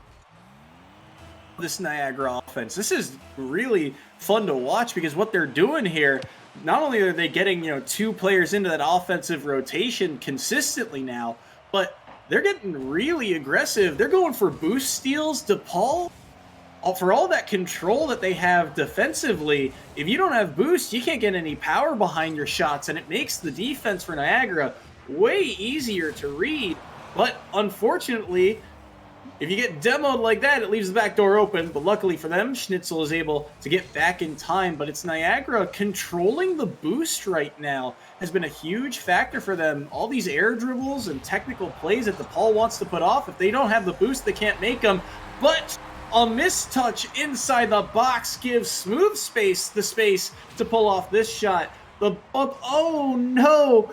That's an unfortunate series of events. The demo comes through and you think, okay, we're out of harm's way. The demo redirected the car, and in the smoke screen, he lost sight of the ball. And Smooth Space, right place, right time, making plays and tying this game up at 2 apiece. Talk about, Rocket League and these smallest things being a game of inches. That's it right there. Just one moment ticks by without vision. That's the difference between being ahead and being tied in the game. Now,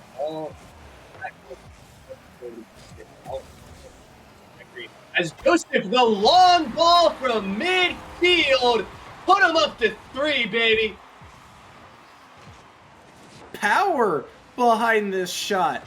This ball barely even touched the ground at the end of its arc. Barely able to hit the goal line there, but my goodness.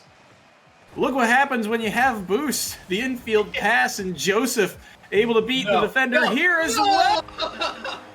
Rack up another one. Joseph, back-to-back goals and extending the Blue Demons lead to 2 goals now, 4-2 with 1:57 on the clock, and the Blue Demons offense, it's running through Joseph right now. Yeah, that's 2 hat tricks in the series. We don't even normally see 1 in a series. But no way they get 4 up of another kickoff. DePaul, the slow, methodical team, they want to play those rotations, they want to play the exploitation. Not right now, they don't. They want 3 goals in a row in 20 seconds. Precision, the name of the game right now. Joseph not missing his shots. 5-2, and nearly another there if he found that double tap. Schnitzel pulling off of this one. He's going to need to look for boost, so Burning will have to buy some time here. Joseph to challenge him and make it more difficult. Patso now has a double tap here. It's on target, and it's in! What an angle from Patso! All by himself, too. No assistance required, and just off of the underside of his car, back into the net, and a 4-goal lead for the side of DePaul, seemingly out of thin air. Yeah, I really don't even know what to say. We expect this team to be defensive. No. What? 5 goals. 3 of them in the span of 20 seconds in one game. We're at 7-2 now. That's 5 unanswered goals in the span of less than a minute for DePaul. 4 of them off of kickoff. I was saying at the beginning of this game that, or at the beginning of this series, that I thought Schnitzel would be the impact player to watch. I might need to make a correction. Joseph is here to win. He is on a mission right now to ensure that DePaul is going to grand finals of this tournament. 7-2 right now, with a minute still remaining, and he's already looking for more. Trying to get that shot set up once again. Smooth Space. Looks for it, not going to find it. Patso in midfield, needs to get past 1. Trying to force someone to commit. In the meantime, Joseph not willing to wait! What's the goal? Another! From past midfield! He shoots it from the 3rd almost, from the boost markers, and still finds the corner. 6 goals on this man's name. If you took away all 6 of his goals, this game would still be tied. He's the difference maker right now in this series for DePaul. With 30 seconds left, 10 goals scored this game, but 6 of them are courtesy of Joseph. And with 20 seconds now, Niagara is looking for something, any type of momentum to rip away what the Blue Demons have. Burning has the ball. Patso denies him. Joseph's up. Back pass here for smooth space. And that will be all she wrote, really, for game number 2 of this series. Clock will hit 0. Patso and Joseph making sure this one gets away from the blue net. And the Blue Demons are 1 game away from going undefeated in round-robin play.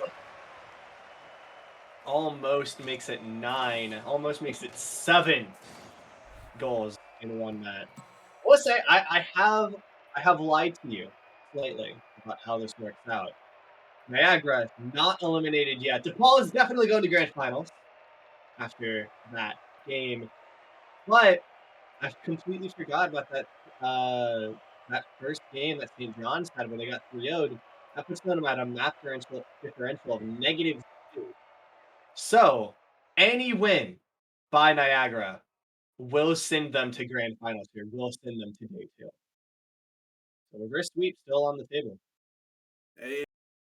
Table, but after a performance like that, feels like it's going to be asking a lot. But I've said it before, and I'll say it again. You can't count Niagara out. The moment you do, they find ways back into the series. They had the first 2 goals of this game, but at the end of the day, they had the early lead, not only getting the first goal, but then the second goal, I believe, after the opener. But then from that point on, Joseph just continued to stockpile goals seemingly out of nowhere. They cannot allow that to happen again. Niagara, they need 3 in a row here against one of the top teams out of the Big East. Can they do it? They've got to start with something now. Joseph unable to find a touch there.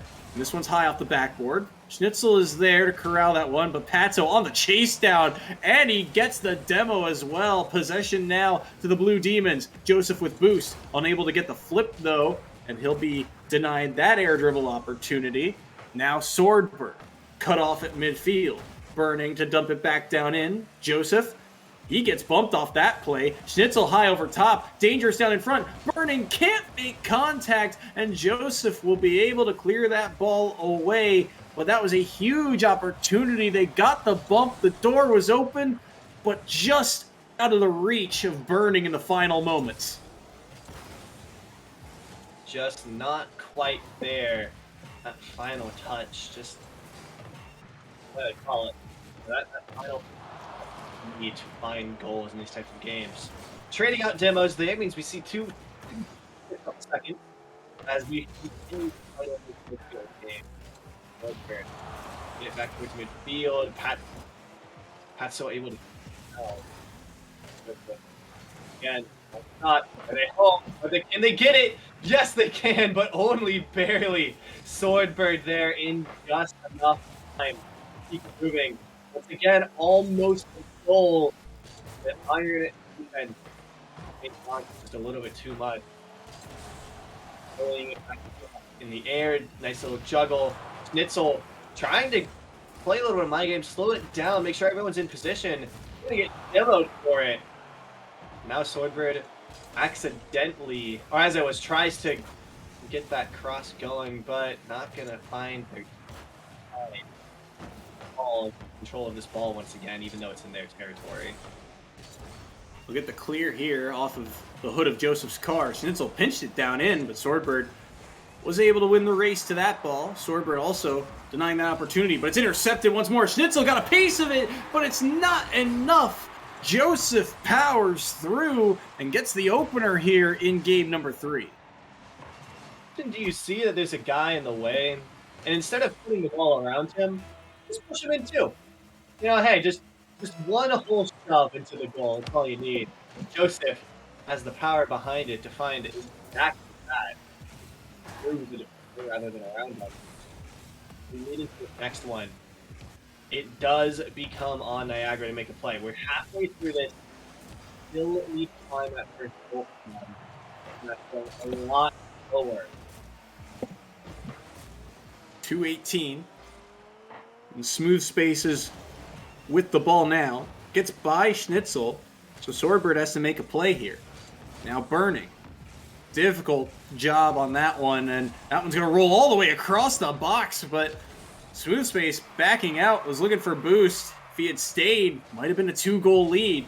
That boost control, ever damaging in a series like this. Swordbird can't get by one.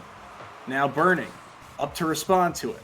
Patso to try and keep it in. Centering ball for Smooth Space. Shot is on target, but it's quickly denied. The rebound, though, and it's guess who? Joseph again, right down Main Street. 1:41 on the clock. A 2-goal lead for DePaul. We're gonna see a hat trick of hat trick. What would that be? A hat squared trick? You just stack the hats on your head. Joseph's looking to make it a reality. 1 goal away, almost set up or rather was it's away. St. John's trying to go first. And he's first to play. Pat Schnitzel.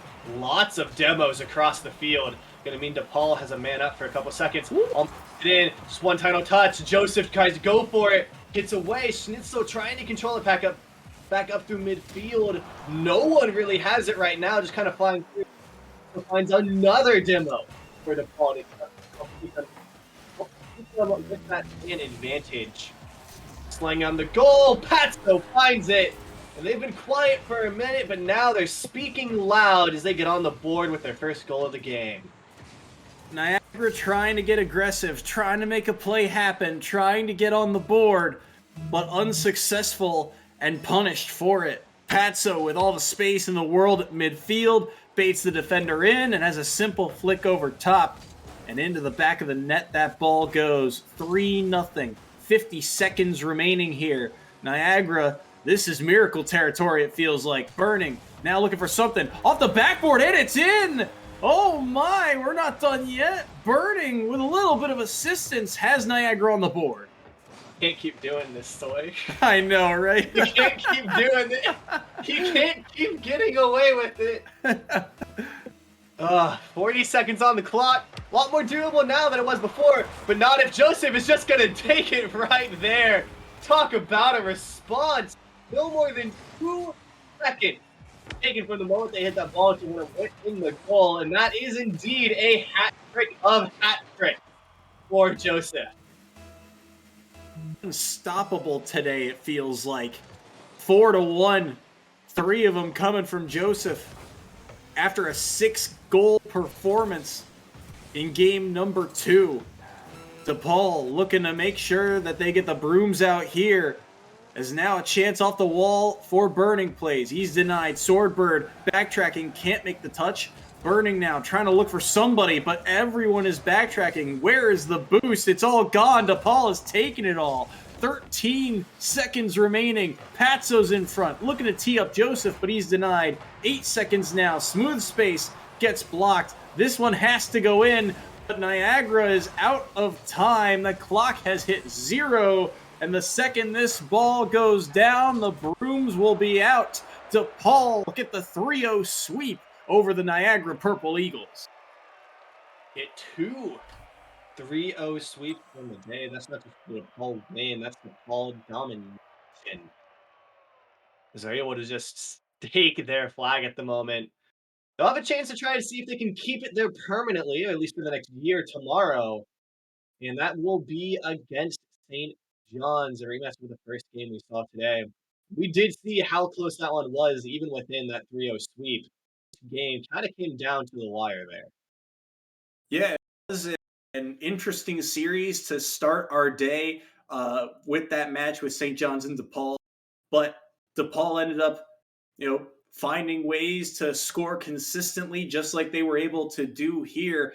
Joseph really a difference maker in this series against Niagara in particular. Niagara, they go 0-2 on the day. Unfortunately for them, their tournament here at the Vincentian Cup is done, but they had some strong showings, and this was a good kind of warm-up for them to get ready for their spring series action. Should be a lot of fun to see them in the future. But that's going to be it for us here at the Vincentian Cup today. Like we've said, there's more Rocket League action coming up this weekend, specifically that grand final match between St. John's and DePaul coming up tomorrow evening. Should be a fun match. But that's going to be it for Loki and I. Thank you to production, EGF, and Paz for allowing us on the microphone. We have a blast doing this week in and week out, and it's good to be back and ready for more spring action. So until next time, we'll see you later on the EGF.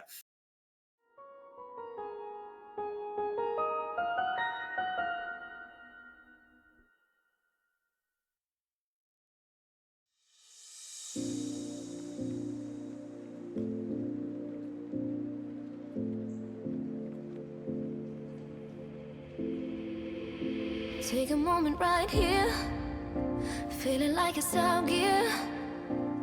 Driving towards the sun with a rose and a gun. Feel the wind in my hair.